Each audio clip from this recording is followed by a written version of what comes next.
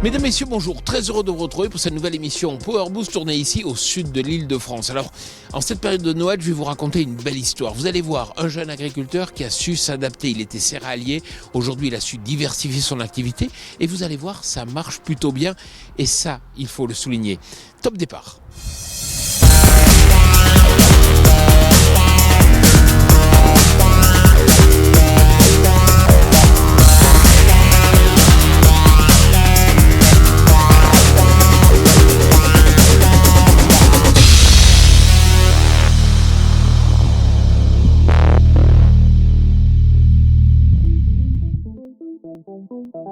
Salut à toi le Power Booster. Et oui, comme l'a dit Jean-Paul, nous profitons de la magie des fêtes pour vous conter une belle histoire. Et cette belle histoire, c'est celle de Pierre Beau, agriculteur qui s'est diversifié dans une activité maraîchage en vente directe. Et c'est un succès. Nous ferons également un tour par la concession du PC où le chef d'atelier classe Jérémy Godot nous expliquera les différents éléments qui font le confort sur un tracteur. Installez-vous confortablement derrière votre volant, réglez la souplesse de votre siège au maximum et laissez-vous porter par votre émission préférée.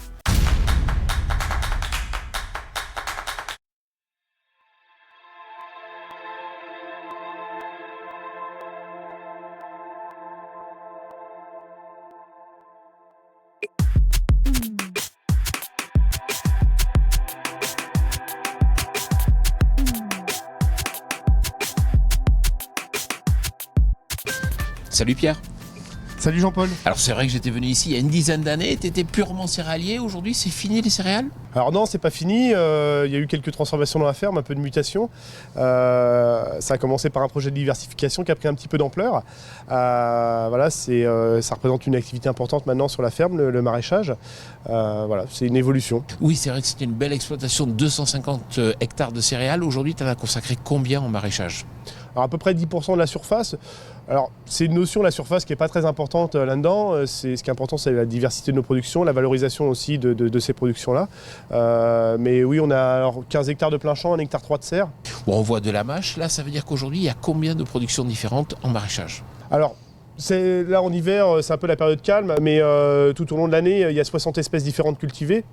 Donc c'est très divers, on essaie de produire à peu près tout ce qu'on peut produire. L'aspect diversité de la gamme est important pour les clients qui viennent chez nous, quoi. Pourquoi avoir quitté une partie de la production de céréales pour se reconvertir en partie, je dis bien, sur du maraîchage ? Alors, il y avait le côté spécificité de notre territoire périurbain. On allait avoir des pertes de foncier, donc on voulait garder de la valeur ajoutée sur l'exploitation. Et puis, étant jeune agriculteur, avec des investissements assez importants sur les bras, on voulait quelque chose un revenu assez stable, avec des marchés de céréales qui étaient de plus en plus erratiques, des bonnes et des mauvaises années. Uniquement en termes de marché, on ne parle pas des aléas climatiques. Donc on voulait avoir quelque chose, un peu de lisibilité pour l'avenir pour nous, quoi. Alors quand on voit une serre comme ça coûte combien au mètre carré ? Alors cette dernière serre qu'on a fait nous a coûté 32 € le mètre carré, hors équipement d'irrigation. Alors là, on est assez sommaire au niveau des équipements, mais ça peut doubler ou tripler le prix parfois dans des serres très techniques.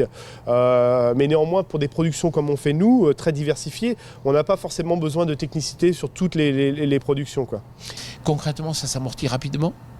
Alors, ça s'amortit assez vite, oui. Ça nécessite aussi beaucoup de travail. La serre, c'est un outil important en termes de chiffre d'affaires sur la vente, mais aussi en termes de charge, puisque en fait, on a à la fois l'investissement, mais on a aussi beaucoup de main-d'œuvre dans une serre. Qu'en plein champ, c'est quelque chose de beaucoup plus rationalisé, et on a un peu moins de charge après sur les productions de plein champ.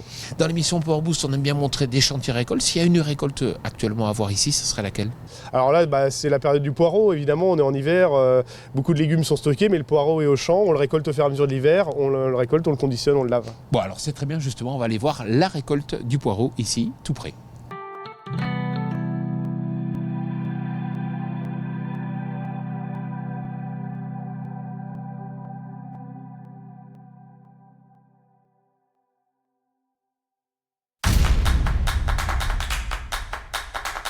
Non mais Pierre, celui-là, il est amorti, ça y est. Alors oui, celui-là, il est largement amorti, mais néanmoins, il sert un petit peu tous les jours à aller faire de la récolte. Il a une petite bennette derrière, et puis il sert à plein de choses parce qu'il est très pratique avec son relevage avant, une bonne visibilité devant. Donc c'est un vieux concept de tracteur, mais qui est vraiment très adapté à nos besoins, qu'on aimerait bien qu'il y ait un constructeur qui nous en ressorte un en neuf, quoi. Ah, la climatisation, par contre. La climatisation, ouais, c'est un peu dur. C'est surtout l'hiver, le chauffage, en fait. Bon, allez, on y va.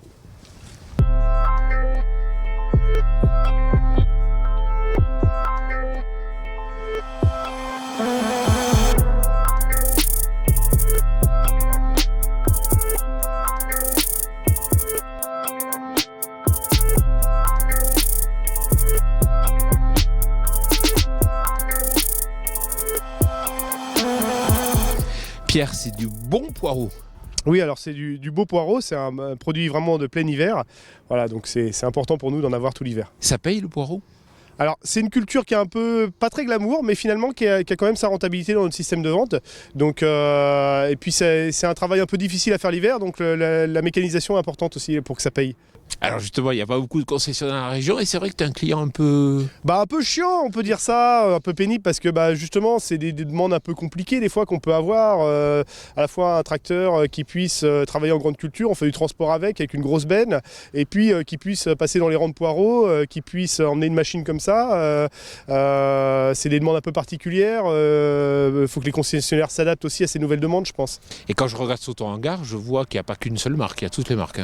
Il y a différentes marques, différents besoins, différents usages. Voilà, on essaie d'adapter le produit à l'usage plutôt que d'avoir des tracteurs qu'on a choisis pour la couleur. On essaie d'avoir des tracteurs choisis plutôt pour leur usage, quoi. Et justement, comment tu as choisi celui-là? J'ai choisi, j'avais un compromis important à faire entre un tracteur à la fois un petit tracteur pour l'exploitation grande culture, pour faire les semis de maïs, il sert également au transport pendant les récoltes, mais il fallait aussi un tracteur avec de l'empattement pour travailler dans des conditions difficiles comme ça. Il fallait quand même un tracteur assez lourd, assez grand en empattement. Alors il y avait différents compromis, voilà, c'était plutôt un petit 6 cylindres qu'un gros 4 cylindres. Et puis après la question de la polyvalence, je pense, de l'outil était important. Il y a différents chauffeurs, comme on est nombreux sur l'exploitation, il y a un chauffeur principal, on va dire, sur un tracteur, mais il faut que tout le monde puisse s'en servir. Il faut un côté convivial dans le tracteur qui soit assez pratique de prise en main. Et puis on change souvent d'outils en maraîchage parce que là la récolteuse va servir 1 heure ou 2, et puis on va repasser sur un autre outil, on va avoir besoin d'autre chose. Donc il faut pouvoir, le tracteur change rapidement d'outil aussi et facilement. Et puis on voit quand on est dans la récolte, dans des terrains un peu compliqués comme ça, il faut du confort. Faut du confort. Je pense que faut du confort à la fois à l'utilisation. Alors là, ça va pas servir longtemps, mais quand on est sur des travaux de semis de maïs notamment, on fait des journées de 12 heures, il faut un peu de confort pour le chauffeur. Quand on fait du transport sur route, il y a le confort sur route aussi qui est important. En plus, là, on part avec un handicap, on est monté avec des pneus de taille intermédiaire pour à la fois que ça passe dans le maraîchage, qu'on passe à la voie aussi pour les semis de maïs. C'est pas forcément les plus confortables pour faire du transport, et après l'équipement de suspension du tracteur est important aussi, quoi. Bon, mais justement, on va aller voir dans l'atelier d'un concessionnaire un peu quelles sont les pièces qui participent à ce confort.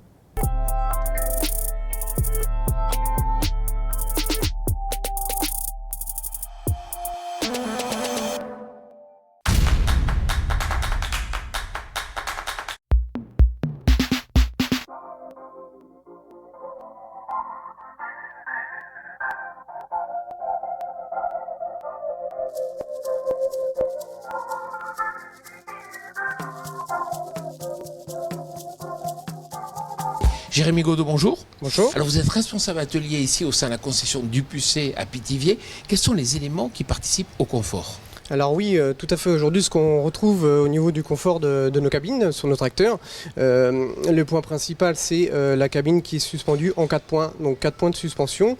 On en retrouve 2 à l'arrière, donc un situé ici, l'un de l'autre côté, et 2 pareils situés à l'avant.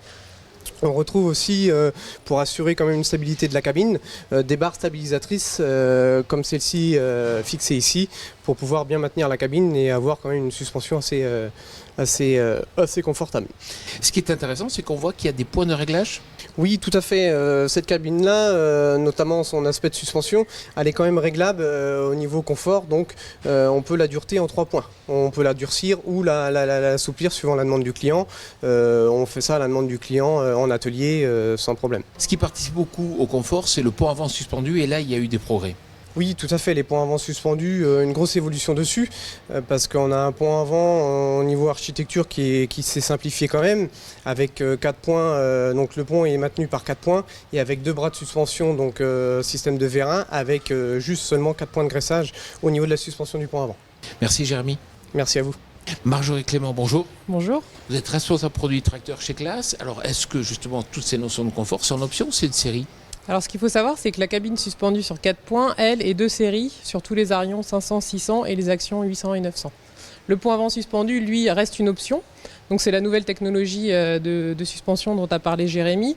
Elle est optionnelle sur les 500-600, mais c'est vrai que sur ce gabarit-là de tracteur, les agriculteurs ont plutôt tendance à le choisir. Mais pour un agriculteur, est-ce qu'il y a aussi d'autres éléments qui rentrent dans la notion de confort, comme par exemple les automatismes? Ah oui, tout à fait.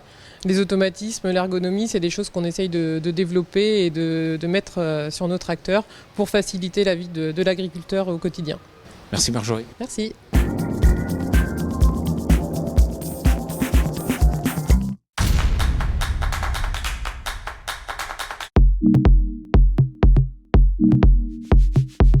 Bon alors Pierre, ici c'est le magasin. Oui, alors c'est le point de vente qu'on a créé à la ferme. Alors au départ, c'était pas tout à fait comme ça, mais au fur et à mesure du temps, ça a évolué. On a fait un petit point de vente là dans le hangar. Donc on a tous nos produits de saison qu'on propose. Et tout est produit ici sur l'exploitation? Alors tout est produit ici, tous les légumes sont produits ici. On a quelques conserves de légumes aussi qu'on vend en complément, donc des légumes d'été qu'on met en conserve pour revendre l'hiver. Et puis, alors la vente c'est 80% ici, il y a 20% en panier dans les comités d'entreprise. Mais le principal est vendu ici. Les clients viennent, c'est un libre service, ils se servent, ils choisissent les légumes, des beaux, des moches, tout ce qu'ils veulent, ils ont le Et choix. puis c'est vrai d'ailleurs qu'il y a quelques carottes qui sont un peu particulières. Alors oui, ça amuse beaucoup les clients de voir ça. Ils disent que ça les dérange pas les légumes tordus. Malgré tout, on est en libre service, donc en général, ils restent dans les caisses ceux-là. Mais on aime bien les montrer, montrer que tous les légumes sont pas pareils et que effectivement c'est plus facile d'éplucher une carotte droite, mais qu'elles sont pas toutes droites dans la vie. Tout est vendu ici, mais ça prend quand même du temps. Ça nécessite surtout une organisation. Très souvent, quand on est habitué, on travaille tout seul sur son exploitation ou avec un salarié. On a l'habitude que voilà, c'est fluide. Là, on a un peu de manœuvre autour de nous et il y a les jours de vente, donc ça rythme la semaine. Faut tout organiser, structurer par rapport à la vente, par rapport à la météo aussi. Voilà, donc ça nécessite vraiment une organisation assez large et un sens de l'organisation, surtout. Et sur le plan intellectuel, c'est quand même intéressant d'avoir plein de productions, 60 productions. C'est stimulant parce que même si on peut aborder chaque production de manière un peu sommaire, il y a aussi dans chacune des productions après la possibilité de se perfectionner. Des cultures très techniques comme la tomate où on peut commencer assez low-tech mais on finit pousser très loin dans le high-tech de la production de la tomate, quoi. Mais au final, est-ce que ça paye bien? Et puis c'est vrai que si c'était à refaire, est-ce que tu referais exactement de la même façon? Bien sûr, si c'était à refaire, je le referais. Je pense que j'irais peut-être de manière moins timide, maintenant en connaissance de cause, mais faut déjà se lancer, avancer à son rythme, se donner pas forcément des objectifs très élevés, et puis après on se rend compte que les consommateurs ils suivent, et il y a une vraie attente en face. Bon, Pierre, merci beaucoup de nous avoir fait visiter ici ton exploitation étonnante, et puis c'est une belle histoire, je trouve, en période de Noël, de montrer qu'il y a des solutions. Il faut croire dans l'agriculture, il faut s'adapter, il faut évoluer. Voilà, notre émission Power Boost touche à sa fin. Je vous souhaite une excellente semaine, bien sûr, et puis de très belles fêtes de fin d'année.